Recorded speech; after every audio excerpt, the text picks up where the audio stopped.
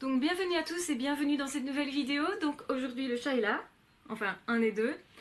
Et donc aujourd'hui nous allons parler de comment se fait-il que la plupart des personnes, quand ils ont été diagnostiqués, doutent de leur haut potentiel, doutent du fait d'être HP, d'être zèbre, d'être surdoué, autrement dit.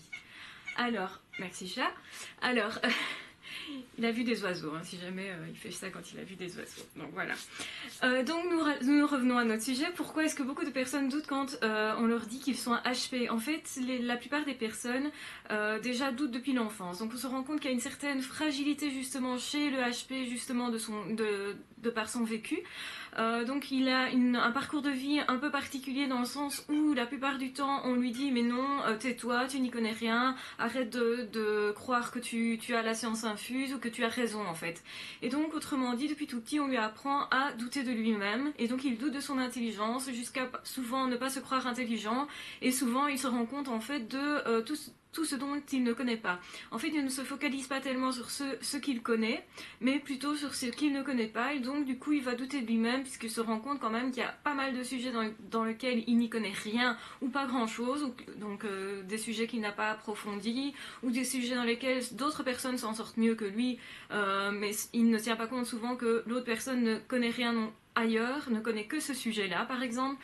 Et on a comme ça des personnes qui manquent vraiment de confiance en eux, au point que quand on pose un diagnostic, il y a des tests de personnalité, des tests de QI qui ont été faits, des psychologues qui l'ont vu plusieurs fois, qui lui ont dit ok, ça c'est du haut potentiel, cette fragilité, cette hypersensibilité, ce vécu particulier, cette personnalité à fleur de peau, et aussi parfois un petit peu sous lait parce que il se protège davantage du fait d'être sensible, il a besoin de plus de protection. Forcément ça fait de lui quelqu'un de particulier, et au lieu de comprendre que c'est ça un surdoué, il se dit ben non, un surdoué c'est quelqu'un qui réussit tout, qui réussit à l'école, à qui on dit bravo, t'es un génie, etc. Et le problème de notre société, c'est que d'une part on valorise tout ce qui est génie, réussite, etc., mais en même temps on ne le valorise pas trop. Donc je vais m'expliquer par rapport à ça. Donc d'un côté on va dire ouais super, il a découvert tout ça, c'est génial, mais en même temps quand le mécanisme est en cours de construction, comme quand l'enfant va sortir des idées originales qui vont parfois être incomprises et qui vont en fait être antérieures à la découverte finale, ces idées-là vont être ridiculisées. Comme l'entourage ne comprend pas, ils ont tendance à tourner ça au ridicule en disant mais qu'est-ce que tu racontes, c'est n'importe quoi, tu es hors sujet. Et on peut très souvent dire justement à des personnes qui ont un haut potentiel, on peut lui dire mais enfin tu te rends compte, t'es moins intelligent que les autres, t'as vu ce que tu sors comme ânerie. Alors qu'en fait ils ont fait des associations que les autres ne comprennent pas, qui sont hors de leur portée, et du coup qu'ils minimisent ou qu'ils qu'ils ne valorisent de toute façon pas. Et du coup le haut potentiel a toujours tendance à douter de lui-même, à douter de son ressenti. Il croit qu'il s'auto-persuade qu'il est au potentiel, alors qu'en fait voilà, la reconnaissance elle vient aussi de l'autre. Donc c'est important de poser le diagnostic, de dire ok là c'est vraiment clairement ça, mais pas seulement. Il est peut-être plus important encore de la part des psys, de la part des professionnels qui travaillent dans le domaine, de dire à la personne ce critère-là, cette caractéristique-là, cette façon de fonctionner là, ce que tu es là à cet endroit-là, tu vois, cette hypersensibilité, c'est ce parcours particulier, etc. Ça, c'est du haut potentiel, ça, c'est de la surdouance. Parce que quand on dit haut potentiel, surdouance, surdoué, surtout surdoué, je pense que c'est un terme qui a beaucoup de connotations au final, dans lesquelles on a mis tout et un peu n'importe quoi. On a placé derrière le terme de surdoué une connotation de petit génie, alors qu'en fait, c'est pas du tout ça. La plupart des surdoués ne se reconnaissent pas comme surdoués justement parce qu'ils n'ont pas réussi à l'école, ou parce qu'ils n'ont pas réussi dans leur vie professionnelle, parce qu'ils ne sont pas riches, ou parce qu'ils n'ont pas réussi à construire socialement une vie de famille ou à avoir des amis, où ils n'ont pas simplement assez confiance en eux pour vivre dans la vie. Et alors justement cette confiance en soi qui n'existe pas va faire qu'il y a le haut potentiel qui est là, mais qu'on ne l'exploite pas, on va le cacher, on va le minimiser. Et souvent l'entourage le minimise aussi, hein. Donc j'ai parlé dans d'autres vidéos que c'était important d'être bien entouré quand on est à haut potentiel. Malheureusement beaucoup de personnes passent à côté parce que d'une part ils ne savent pas trop comment réagir quand ils l'ont perçu, de deuxième Deuxièmement, ils savent pas nécessairement ce qu'ils ont perçu exactement. Ils ont perçu une différence, ils ont perçu quelque chose qui les intrigue, mais ils préfèrent nier parce que c'est plus facile que de devoir se remettre en question soi, hein, puisque le surdoué va faire en sorte qu'il remet en question les autres puisqu'ils fonctionnent différemment. Et c'est toujours complètement déstabilisant de voir quelqu'un qui fonctionne différemment quand on n'a pas confiance en soi ou pas assez solidement en tout cas pour pouvoir admettre la différence de l'autre. Et donc c'est toujours la question de cette différence, quelle que soit la différence. Les surdoués généralement se sentent proches des personnes qui se sentent exclues, qui se sentent rejetés, qui se sentent en décalage par rapport au monde parce qu'eux-mêmes le sont, même s'ils le masquent très fortement. Et on sait très bien que les surdoués sont très très doués pour cacher la réalité et ils ont appris à fonctionner comme ça pendant des années. Et donc voilà, effectivement, le problème du surdoué, c'est qu'il ne se reconnaît pas lui-même comme surdoué.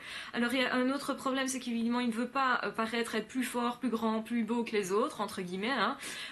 Donc autrement dit, il ne veut pas être au-dessus des autres, et donc lui, il va se dire non, non, je suis pas surdoué, je ne veux pas être au-dessus, je ne veux pas m'octroyer une sorte de pouvoir, hein. Il a vraiment du mal avec le pouvoir, avec la concurrence en général, et donc il refuse un peu de rentrer en compétition avec les autres, et du coup il refuse en fait sa surdouance à cause de ça aussi. Donc pas seulement le fait que les autres l'ont rejeté, ils lui ont dit écoute, ce que tu as là, moi je n'en veux pas, parce que ça les remet en question, donc ils n'en veulent pas parce que c'est plus facile de rejeter ce qui fait peur plutôt que de l'accepter, de l'analyser, de décoder tout ça. Je veux dire, il faut une certaine maturité, une certaine ouverture d'esprit et certainement beaucoup de cœur pour pouvoir accepter l'autre avec tellement de différences. Et c'est un peu pourquoi le surdoué porte une croix en permanence, c'est-à-dire que il est vraiment dans une situation de souffrance la plupart du temps dans le début de sa vie, jusqu'à ce qu'il découvre sa surdouance, mais surtout qu'il découvre ce qu'il y a derrière. Alors on dit parfois, mais à quoi ça sert de savoir qu'on est surdoué ou pas au fond? Alors ça sert à quoi? Est-ce que le fait d'être diagnostiqué va faire en sorte que tous les doutes justement sont mis de côté? Eh bien non, justement pas.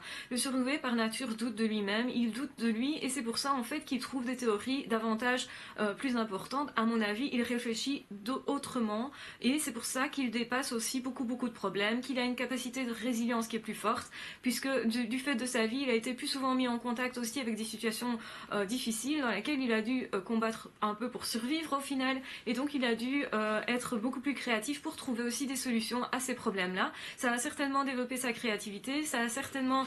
Donc cette vie particulière, disais-je, a développé une façon d'être par rapport au monde qui est complètement différente des autres, et donc il va remettre en question beaucoup de choses justement, où la plupart des adultes, des enfants, des adolescents, en fait la plupart des autres, ne valorisent pas du tout cette façon d'être, et du coup le surdoué va forcément douter de la manière dont il se sent, dont il se juge, et il va avoir du mal à faire confiance justement à ses intuitions, à ses émotions, et donc tout un travail est à faire avec lui à ce niveau-là justement, pour qu'il se fasse de nouveau confiance et pour qu'il s'attribue le droit d'être ce qu'il est, le droit d'être qui il est. Et quand on le qualifie de surdoué, même s'il y a eu des tests que c'est fait sur base de tests de personnalité, de QI et autres, de consultations, etc., d'analyse de tout le vécu. Donc moi, vraiment, je disais que pour vraiment poser un diagnostic, il fallait analyser l'ensemble de la vie, et évidemment, le mieux c'était d'avoir des écrits de cette époque-là. Pourquoi?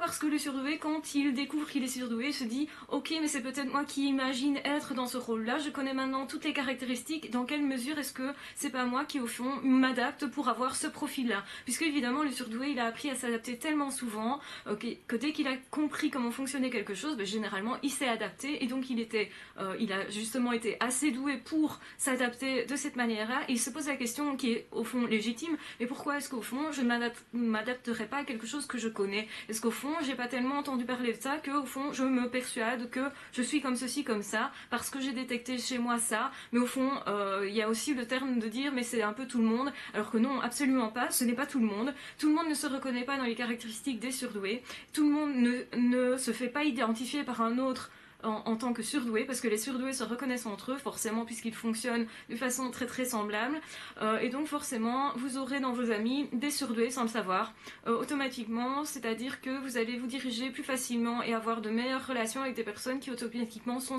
des surdoués. Et c'est parfois vraiment le hasard qui fait les choses, entre guillemets, ou plutôt on va dire le feeling. Et on constate peut-être après avoir été diagnostiqué qu'un tel ou un tel de nos amis ou de que notre compagnon par exemple est aussi un surdoué, et on se dit mais c'est logique au fond que au final ça ait collé avec telle personne et que ça n'ait jamais collé avec d'autres personnes, etc.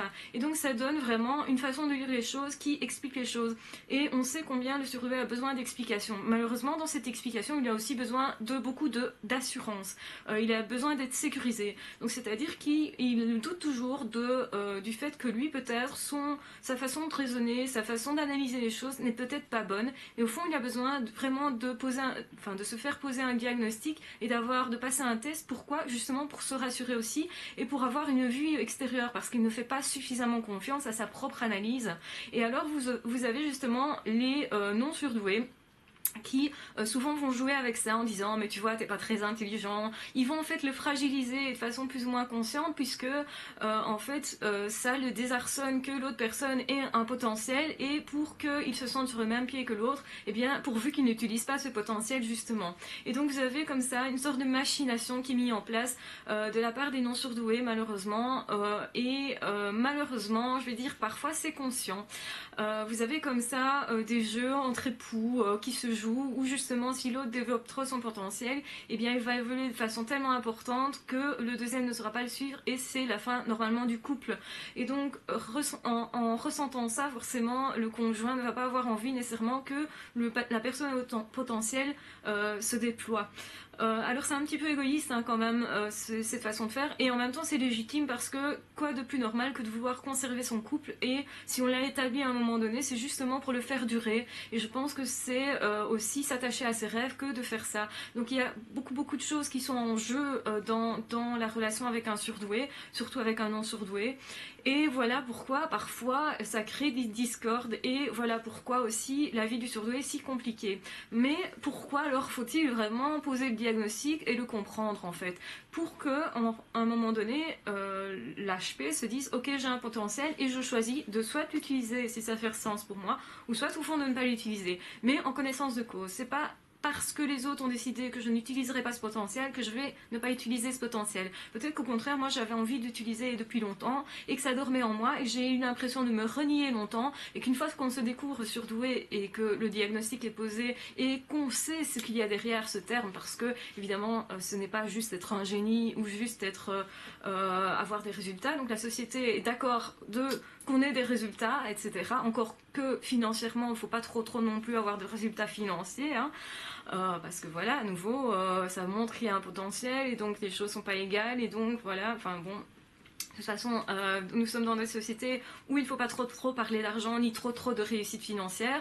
Alors les réussites générales, même intellectuelles et tout ça, parfois non plus, c'est jalousé, il ne faut pas trop en parler. Et donc c'est pourquoi le potentiel du surdoué finalement est rarement valorisé, sauf quand il va trouver quelque chose qui va faire, par exemple un scientifique qui fait partie d'une équipe, qui va faire en sorte que son équipe trouve un résultat, l'équipe va s'attribuer le résultat, et bien là ça va être plutôt bien perçu, on va dire oh, on a fait des progrès dans tel ou tel domaine, c'est génial, etc. Donc on s'attribue volontiers les réussites, les découvertes, etc.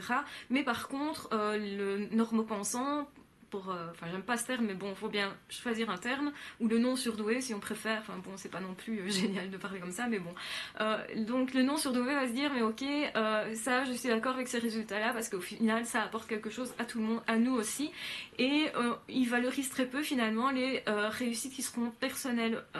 Pourtant, quand on regarde la vie du surdoué, avec toutes les souffrances qu'il a eues, avec toute la vie personnelle parfois un petit peu difficile, solitaire, cette vie sans amis, cette vie parfois sans amour, cette vie sans famille, ou avec des déceptions immenses, pourquoi est-ce qu'il n'aurait pas droit justement à avoir un peu son potentiel pour lui? Pourquoi est-ce qu'il ne pourrait pas le développer un petit peu pour lui? Parce que au final, au regard de tout ce qu'il a vécu, je trouve quand même légitime qu'à un moment donné, il y ait quelque chose qui lui revienne de plein droit, qu'il en fasse ce qu'il veut, qu'il le développe pour les autres s'il veut, parce que forcément le surdoué est quelqu'un de très généreux, beaucoup plus généreux que les autres, et d'ailleurs ça aussi il a du mal à comprendre que les autres ne fonctionnent pas pareil, que les autres ne sont pas si généreux, que les autres ne vont pas lui venir en aide. Alors combien de fois est-ce que le surdoué s'amène sur son beau cheval blanc parce qu'il a envie d'aider les autres, donc c'est une sorte de sauveur comme ça, hein. Il va s'amener sur son beau cheval blanc et en fait il va se faire rejeter ou à un moment donné la personne va peut-être se servir de son aide et puis hop c'est terminé, on n'en parle plus parce que au final on est aussi peut-être dérouté, enfin les non surdoués sont déroutés par ce potentiel aussi d'aide et de gratuité du geste au fond, et donc forcément ils vont critiquer plus facilement ça en disant mais non ce n'est pas une vraie générosité, ce n'est pas vraiment de l'empathie, il y a sûrement quelque chose derrière. Et en toute honnêteté, la plupart du temps il est forcément difficile de faire confiance aux autres quand on sait que tout le monde n'est pas généreux comme ça. Et surdoué, lui, il est naïf à la base. On le dit naïf parce qu'il fait confiance tellement vite. En fait, il fait confiance parce que lui, il sait qu'on peut lui faire confiance et il sait qu'il a une vraie générosité à l'intérieur. Donc il ne comprend pas pourquoi cette générosité-là n'est pas dans l'autre aussi. Parce que forcément, la première chose que l'on va croire, c'est que les autres fonctionnent comme nous. Et forcément, il se trompe à ce niveau-là, puisque évidemment, il n'y a pas énormément de personnes qui fonctionnent comme lui. Il va en trouver forcément quand même, puisque par la force des choses, je pense que les surdoués sont faits pour se rencontrer et pour s'unir même, et parfois à travers toute une série de relations, il va détecter le seul qui fonctionne comme lui, puisque forcément, il aura plus facile pour dépasser les apparences et pour le comprendre, et donc forcément ces personnes-là ont plus de chances en tout cas de s'attirer un peu comme des aimants, sauf si évidemment ils restent avec leur masque et veulent fonctionner comme les autres. Donc voilà, c'est tout ça pour vous répondre. Pourquoi est-ce que le surdoué n'accepte pas d'être surdoué? Pourquoi est-ce qu'il ne comprend pas ce qu'il y a derrière? Pourquoi est-ce qu'il se rebute à ce point-là? Pourquoi est-ce qu'il doute? C'est surtout douter, hein, parce que le surdoué est quelqu'un qui doute en permanence. Il doute de lui-même puisqu'on lui a appris qu'il ne fonctionnait pas comme les autres, donc il doute de ça. Les autres, ils ne doutent pas. Les non-surdoués ne doutent pas parce que la plupart du temps ils rencontrent des personnes qui pensent comme eux, qui sont comme eux, qui réagissent comme eux, et donc ils n'ont pas besoin de se remettre en question. Le surdoué, lui, il réagit différemment puisque forcément on rencontre tout le temps des personnes qui pensent différemment, qui réagissent différemment, qui lui disent mais non tu as tort, etc. Et tous les autres ont l'air d'accord et lui est tout seul de ce côté-là, ou quasi tout seul, à un ou deux maxi, et donc voilà, ils vont se dire mais c'est pas normal, je ne réagis pas comme les autres, donc c'est forcément moi qui ai un problème, surtout quand on voit effectivement que bien, il a tendance forcément à être très empathique, donc à se mettre beaucoup plus facilement à la place de l'autre que de lui-même. Et donc du coup, il a souvent tendance à ne pas exploiter son potentiel pour ça, parce que ça gêne les autres, parce que peut-être s'il l'exploite, en tout cas, il va le donner aux autres. Mais en même temps, il a le droit, et moi je pense que c'est important de rappeler ce droit, de aussi s'aimer lui-même, de s'octroyer de l'amour pour lui-même et de développer son potentiel aussi pour lui-même. La plupart des surdoués ont envie de se développer d'une façon exponentielle. Quand ils ont découvert les bouquins, il leur en faut d'autres. Quand ils auront découvert un sujet qui les passionne, il leur faut plus d'infos. Et à un moment donné, malheureusement, les informations, elles manquent. On arrive toujours dans un domaine à se dire, mince, j'en connais beaucoup, certainement, mais il y a tellement encore de choses à connaître. Au fait, peut-être personne n'a encore découvert, mais lui va sentir ce manque et ce trop peu. Et souvent, il arrive à un trop peu, et alors il va se retourner vers un autre domaine, et parfois, comme ça, il donne l'impression de sauter d'un domaine à l'autre. Donc il est passionné par plein de choses, il va revenir parfois à d'autres amours, des anciens amours, etc. Parfois, il y a un événement ou une rencontre ou autre qui vont relancer en tout cas le débat au niveau de cette passion-là, et donc ça va ressurgir, etc. Et donc il y a une certaine jalousie qui reste là, même à l'âge adulte, hein. Donc c'est pas seulement enfant, adolescent, même si l'adulte il s'est quand même beaucoup plus construit, il a parfois découvert sa douance, il sait qui il est, etc. Il se sent quand même encore rejeté par les autres parce que avoir plein de domaines de prédilection, c'est assez particulier au fond, et il comprend encore combien il est différent, et justement s'il a envie d'exploiter son potentiel, c'est-à-dire s'épanouir dans plein de choses, ça va se voir d'autant plus qu'il est surdoué, et donc il va être d'autant plus critiqué, et donc il va peut-être perdre encore plus davantage confiance en lui. C'est pour ça que la confiance est vraiment chaque fois à retravailler. Je pense que le surdoué n'a pas vraiment confiance en lui. Toute sa vie, il doit retravailler cette image-là. Si quelqu'un va lui dire mais t'es un con, il va douter de son intelligence. Plus facilement que quelqu'un d'autre en tout cas. Et donc forcément, hein, il a vraiment, je veux dire, le mal est dans la racine, on va dire, hein, la racine de sa vie, vraiment la manière dont il a grandi, tout a été déjà façonné de cette manière-là, donc avec le doute, le manque, la non-reconnaissance au final des autres, et donc forcément il va être plus fragile, dans la construction de lui-même, mais à un moment donné, il va quand même savoir que ce qu'il pense lui est aussi important que les autres. Il doit se dire ça, c'est vraiment un chemin qui ouvre la porte de se dire ce que je pense est important, je dois faire confiance à mes intuitions aussi, je dois faire confiance à ce que je ressens, à ce que je pense, parce qu'au final, ce n'est pas plus mauvais que ce que l'autre me dit, au contraire. Donc il doit s'accorder une certaine valeur, et c'est avec cette certaine valeur qu'effectivement il récupère plus facilement confiance en lui, et il va effectivement récupérer ses expériences de vie, et donc avec ses capacités de résilience aussi, se réparer facilement au final.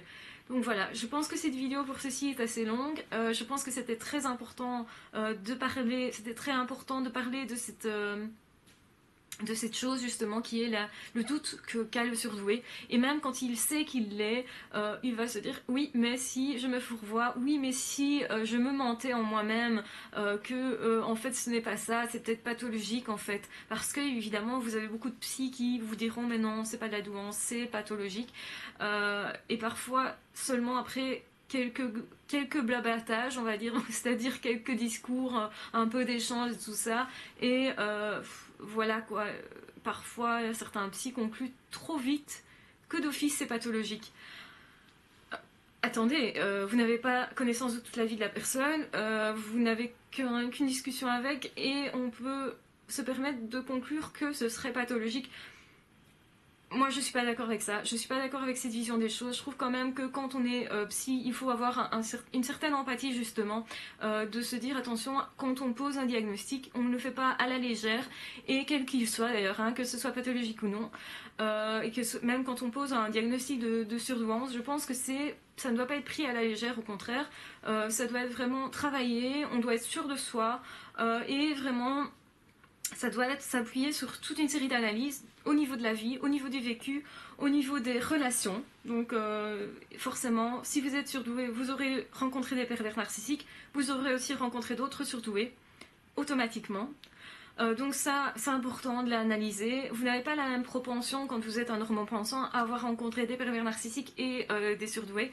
Ce n'est pas le même type de vie, vous n'avez pas autant souffert dans l'enfance, vous n'avez pas été autant remis en échec, on ne vous a pas dit autant mais tais-toi, tu n'y connais rien.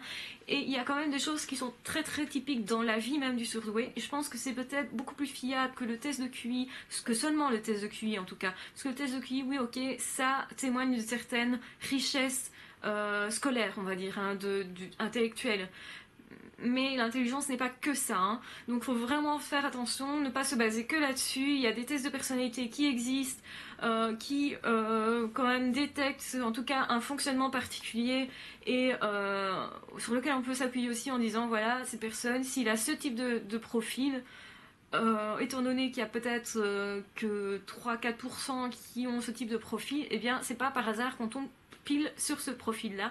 Maintenant, effectivement, il faut faire attention aussi avec les tests de personnalité, puisque les tests de personnalité, quand on les passe, parfois on se rend compte de ce qu'il y a derrière. Et il y a des tests qui sont tellement bien faits que de toute façon on ne sait pas décoder, parce qu'on vous pose tellement de questions dans tous les sens que au final, vous pourriez tricher, mais très peu au final. Et ça c'est très important aussi, il ne faut pas faire passer n'importe quel test, surtout un surdoué, parce que lui, c'est quelqu'un quand même qui va manipuler plus facilement les tests, et les psys aussi en fait, hein. Et voilà, donc du coup, le surdoué va détecter ce pourquoi on lui fait passer ce test-là, il va détecter ce qu'on attend derrière. Avant même de commencer une consultation ou l'entretien en fait, hein, la personne va savoir vers quoi on va l'amener, hein, déjà à l'avance, et va sentir ça très vite, qu'un autre patient pas nécessairement, enfin souvent pas. Là c'est vraiment une particularité aussi du HP, qui va venir aussi avec toutes ses angoisses, et avec toute une certaine vision de ce qui va se produire. Donc généralement, on va les repérer aussi par rapport à une attitude dans la consultation qui est importante à prendre en compte. Et je pense qu'il y a tellement d'éléments qui permettent de détecter un HP, que les tests sont au final tellement minimes à côté.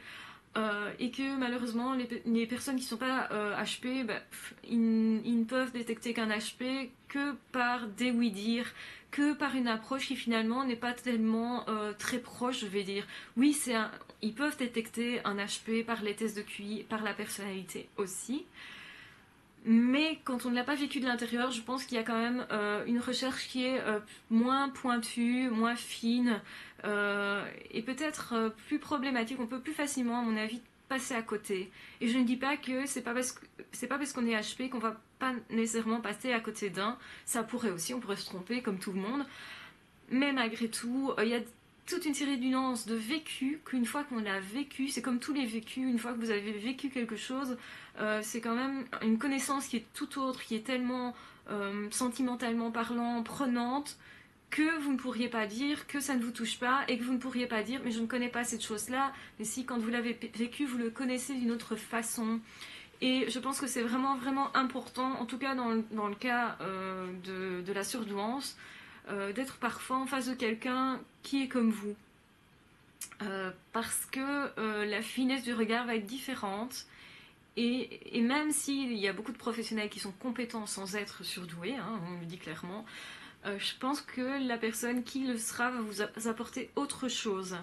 Ce n'est pas le même type d'approche. Maintenant, vous pourriez très bien décider d'avoir ces deux types d'approches, justement. Parce que, au fond, le surdoué a besoin aussi d'être reconnu par les siens, il a besoin aussi d'être légitimé par l'autre. C'est-à-dire qu'un psy qui n'est pas surdoué, qui va lui dire vous êtes surdoué, et que de façon respectueuse, c'est aussi salvateur et comment dire, c'est quelque chose de toute façon qui va faire du bien à la personnalité, puisque justement les non-surdoués ont souvent rejeté les surdoués. Je pense que c'est une façon de mettre un pansement sur ce qui a été vécu aussi, et donc c'est loin de ne pas avoir de valeur, hein, bien au contraire, hein, ça a beaucoup de valeur, et je pense que c'est important de le savoir et de se positionner de cette façon-là. Donc, croyez en votre surdouance. Quand vous avez été diagnostiqué, c'est pas à la légère. La plupart du temps, c'est pas en un claquement de doigts qu'on va vous dire tu l'es pas, non. Même si je vous avoue qu'en lisant certains messages, il y a certaines choses qui paraissent évidentes. Des personnes qui paraissent évidemment HP. Parce que voilà, le fonctionnement est typique et parfois on est les deux pieds dedans et je me dis toi si t'es pas HP alors là je me mettrais un bras à couper sans problème et voilà, mais je pense que c'est tout un parcours. Se reconnaître surdoué, il y a se faire reconnaître par l'autre, qu'il soit comme nous ou pas, et se reconnaître soi-même pour savoir ce qu'on va faire de ces potentiels-là. Parce qu'il faut en voir les bons côtés, évidemment. Hein. Ne pas s'enfermer dans une étiquette, c'est pas juste mettre une étiquette, ça sert à rien, l'étiquette. Et en plus, être HP, c'est quand même quelque chose de très vaste, au final, dans lequel on peut choisir encore pas mal de choses. Et loin de moi l'idée d'enfermer les gens dans un truc précis. Je pense que c'est important de garder justement son esprit vaste et de pouvoir se développer dans le domaine où l'on veut se développer et parfois sans savoir à l'avance où on va vraiment que par intuition quoi. Voilà. En tout cas j'espère que vous allez bien. En tout cas moi ça va mieux puisque mon compagnon est rentré d'hôpital. Il n'est pas encore guéri. Mais c'est déjà un premier pas et un premier palier. Et donc voilà, je voulais vous remercier à nouveau pour tous les messages de soutien que nous avons reçus. Et en tout cas, je vous embrasse très fort, je vous remercie très fort, je vous aime très fort et on se retrouve pour d'autres vidéos. À très bientôt.